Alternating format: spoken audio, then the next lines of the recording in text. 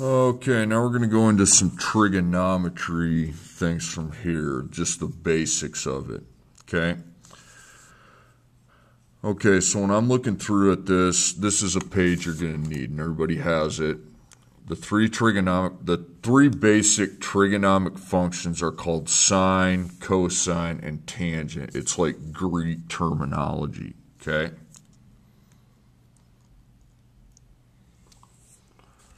Now, what you have here, just ignore this crap right here, okay? You need to find the three trig ratios of the angle, and this is a Greek symbol. It's known as theta, T-H-E-T-A, okay? Theta. That's what that's known as.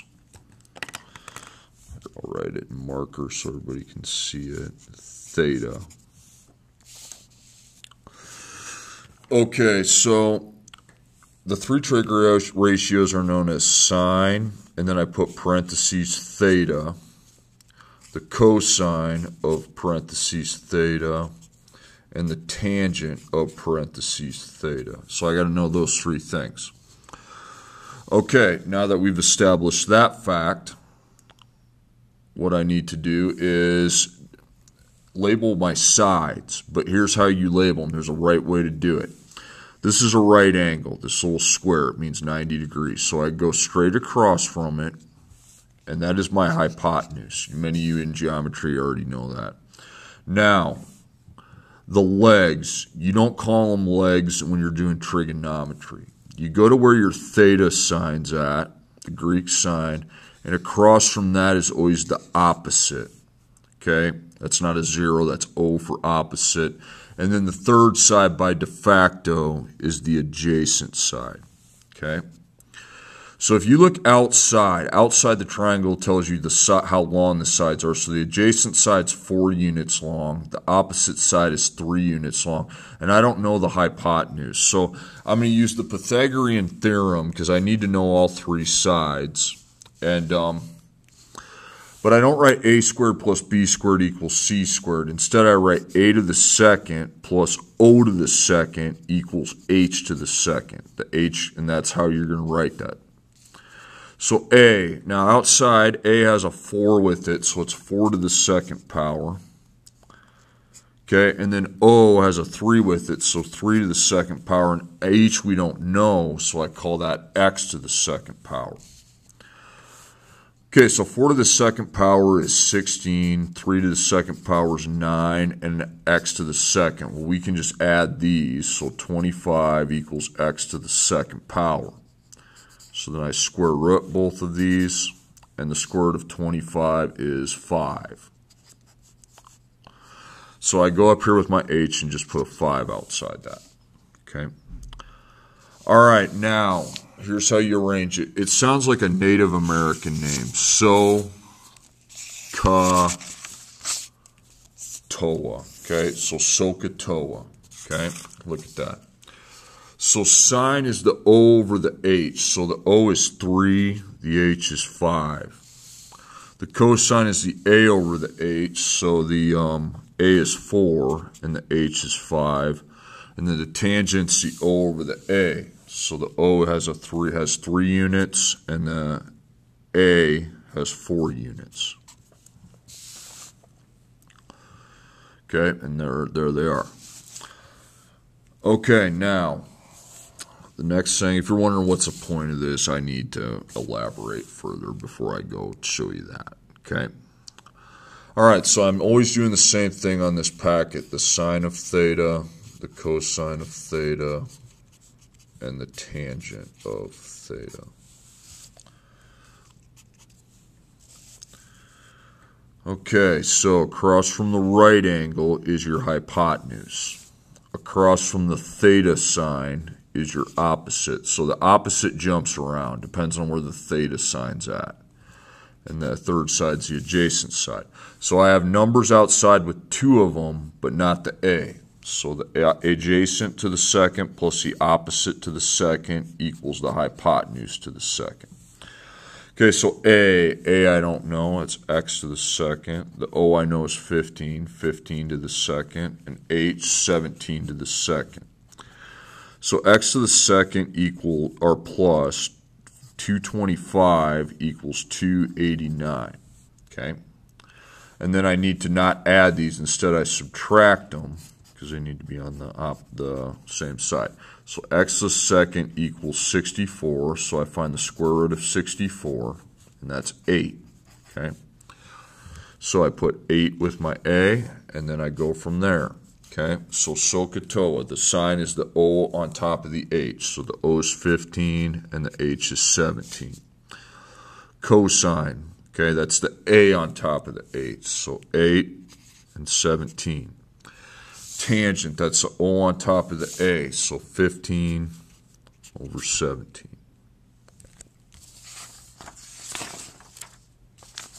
Okay, moving along. Again, sine theta, cosine of theta, and tangent of theta. Okay, so here's my opposite, and these are the three ratios. Or no, that's my hypotenuse is 14. And then here's my theta sign, and that's your O. And then the A has a 9 with it. So A to the second plus O to the second equals H to the second. Okay, so A I know is 9, so 9 to the second. And O I don't have, so X to the second. And then H, that's 14 to the second. So 9 to the second is 81 plus x to the second equals 196. Now we need to minus 81, and x to the second equals 105. Now here's the problem. 105 is not a perfect square like those first two were.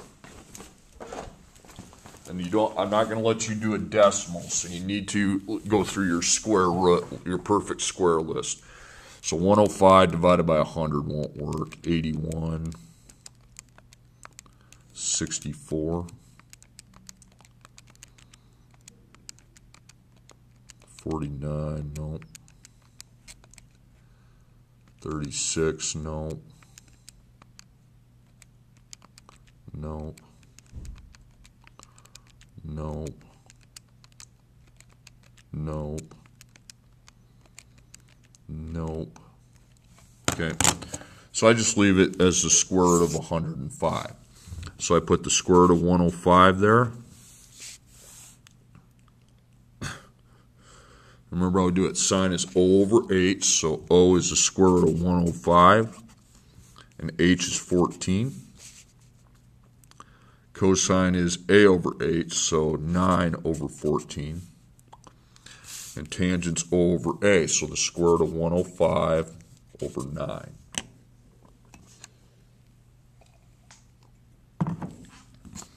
Okay, next one, kind of a small triangle. Sine of theta, cosine of theta, and tangent of theta. Okay, so here's my right angle up top this time, so the hypotenuse is 15. Here's my theta sign, the opposite, that's 7, and the A is unknown. So A squared plus O squared equals H squared. So A, unknown, the O, 7 to the second, and the H is 15 to the second. Okay, so X to the second plus 49 equals 225. So I subtract 49 from both sides.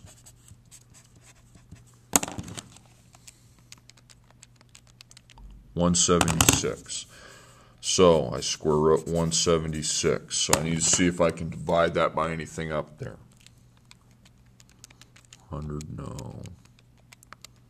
I know that's crappy, but you get that's how you're supposed to do it.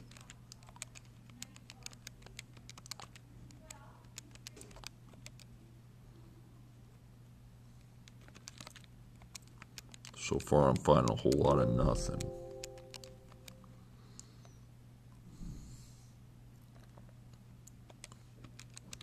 $16 work, okay? So I make two square roots. I put the 16 and the 11. Now this has an equal, so don't leave it 16, it's 4. So I put 4 square root 11 with the A. So O over H, O is 7, H is 15. A over H. A is 4 square root 11 over 15. And then tangent is over a SOHCAHTOA. Okay. 7 over 4 squared 11. I don't care if that square root's in the denominator. Just leave it alone.